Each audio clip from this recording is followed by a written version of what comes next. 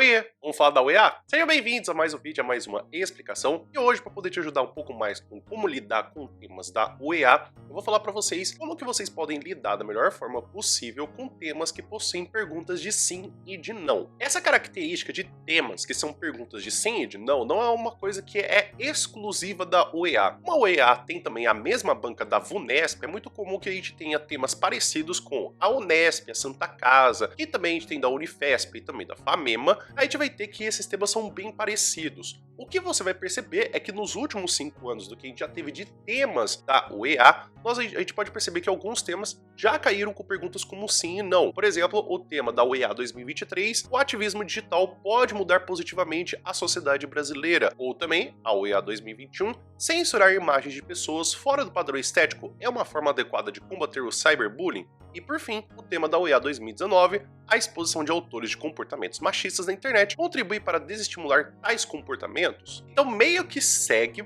mais ou menos, isso não é uma certeza, mas um padrão de que a cada ano a gente tem que existe uma pergunta de sim e não, e depois existe um tema como entre. Se a gente for acompanhar esse padrão, a gente tem que a UEA de 2024, que vai ser lançada nesse ano de 2023, supostamente seria com que a gente teria um tema como entre. Eu não vou falar que vai ser esse o tema, porque, mais uma vez, lembrando que eu sou uma pessoa que analisa melhor e tem previsões melhores do passado do que tem previsões do futuro. Então eu acredito que, apesar de ser uma coisa que está se repetindo, eu vou ficar falando para vocês de formas de como você consegue solucionar das duas formas de tema, tanto temas de sim e de não e temas como entre. Nesse vídeo, temas de sim e de não. A primeira coisa que eu quero que você saiba é que temas de sim e de não são limitados apenas a sim ou apenas não. É muito curioso porque muitas pessoas acham que isso não é possível acontecer. Eles querem fazer com que responda duas vezes, como por exemplo, eu quero definir tanto sim quanto não, mas é que a coisa é que você pode sim ter essas variações de sim e de não. Por exemplo, você poderia responder como deveria ser, mas não é, ou não deveria ser,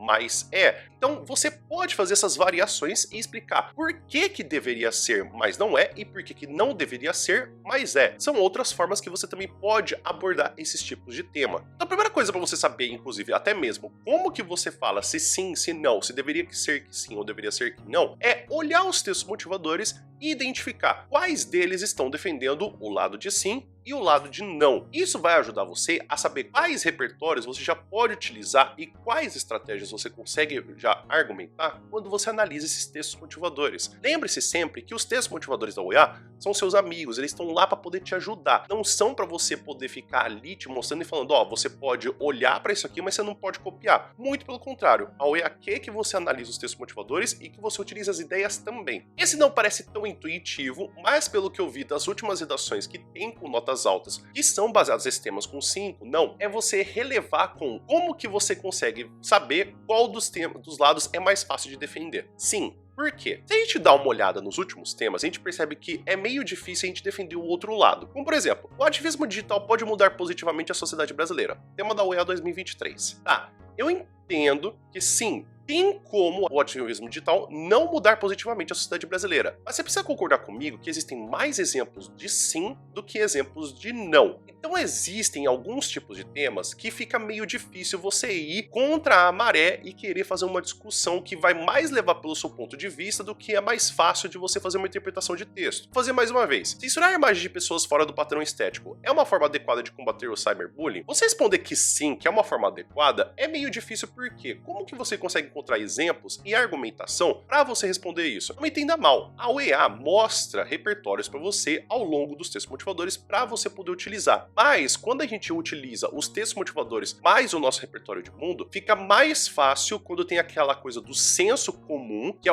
a forma mais normal e mais fácil de você conseguir argumentar de uma redação, do que geralmente você quer fazer com que você tenha um lado que ele seja um pouco menos padrão. Então, o que eu recomendo para você é dá uma olhada em qual dos dois lados é mais fácil de defender, que você, muito provavelmente, se você fosse abrir uma discussão no Facebook, teriam mais pessoas respondendo aquele lado do que o outro. Então a gente já decidindo qual que é o do lado mais fácil de você conseguir defender, e mesmo que você não tenha decidido o lado mais fácil, você vai fazer pelo lado que é a sua opinião, o que não tem problema nenhum, porque na UEA não se cobra isso de originalidade, é a parte de você fazer como que você explica o como e o porquê do seu ponto de vista. Isso é obviamente feito com a determinação das teses motivadores e também com você fazendo os parágrafos de desenvolvimento. Então vocês precisam explicar por que sim, por que não, por que deveria ser e por que não deveria ser, e como sim, como não, e o porquê do sim e o porquê do não. Então se a gente pega como um exemplo de um tema, se eu falo para você, a exposição de autores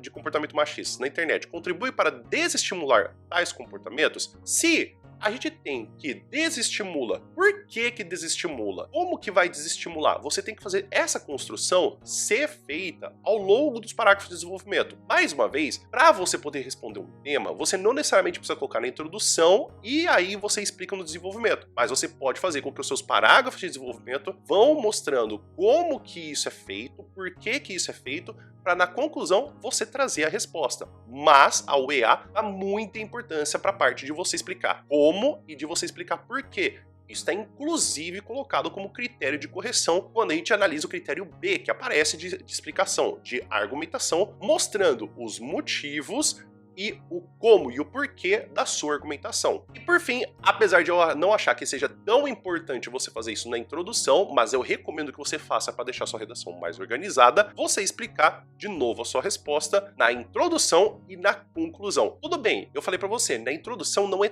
tão obrigatório, mas é necessário e é extremamente obrigatório que você repita isso na conclusão. Porque a conclusão tá fechando a redação, tá fazendo um resumo da redação. Então se você falou que sim, é interessante que você coloque na conclusão de novo falando que sim. Lógico que você não vai colocar falando assim, ó, sim, é uma forma adequada de censurar o bullying. Você não precisa falar, você pode falar, constata-se que é uma forma adequada, ou determina-se que, ou percebe-se que. Sempre utilizando essas formas de a gente conseguir ter essa percepção de terceira pessoa, em vez de responder o sim e o não. Claro que o não, quando você fala que não é uma forma adequada, é diferente do não resposta. Então você colocar esse tipo de resposta na introdução e na conclusão, mas importante dos dois é o você colocar na conclusão, mostra que você está atento ao que o tema está discutindo e, de novo, de você colocar todas as palavras do tema. Porque um dos critérios de correção que existe na OEA é de colocar todas as palavras do tema. Você simplesmente ganha pontos por você falar de todas as palavras do tema ao longo de toda a sua redação. Então é isso, pessoal. Espero que vocês tenham entendido, espero que vocês tenham gostado. Então tem aqui como que você consegue lidar com esses temas de pergunta, de sim e de não. Então eu espero que tenha ficado um pouco mais claro e que, inclusive, que você fique um pouco mais tranquilo caso esse tipo de tema caia para você. Inclusive, tem algum tema da OEA que caiu que você não consegue responder muito bem ou alguma coisa que você não entendeu dessa estratégia? Escreve aqui nos comentários por gentileza. E caso você queira saber de mais informações da OEA, você também pode vir estudar comigo no meu curso da OEA. Tem tanto o link aqui embaixo quanto o código QR para você poder acessar o meu curso e pagar por R$40. Caso você não goste dele, você pode receber o dinheiro de volta dentro de 30 dias. Claro que isso fica meio difícil de você conseguir entender. Poxa, mas como que eu posso ter então essa diferença tão gritante de quando o tema ele tem de sim e de não e quando o tema tem entre? É por isso que eu vou deixar para vocês tanto o vídeo que eu gravei de 4 exemplos de parágrafo de introdução, ao qual eu falei de um tema que tinha entre, e inclusive o que eu fiz de 3 exemplos de parágrafo de introdução, ao qual eu falei de um tema que tinha de sim e de não. Você vai perceber que, apesar de ser parecido, as estratégias de você ler os textos motivadores e de você fazer a sua redação é um pouquinho diferente. O vídeo vai ficando por aqui. Muito obrigado por todo mundo que ficou até aqui, espero que você tenha um bom dia e a gente se vê no próximo vídeo. Até mais!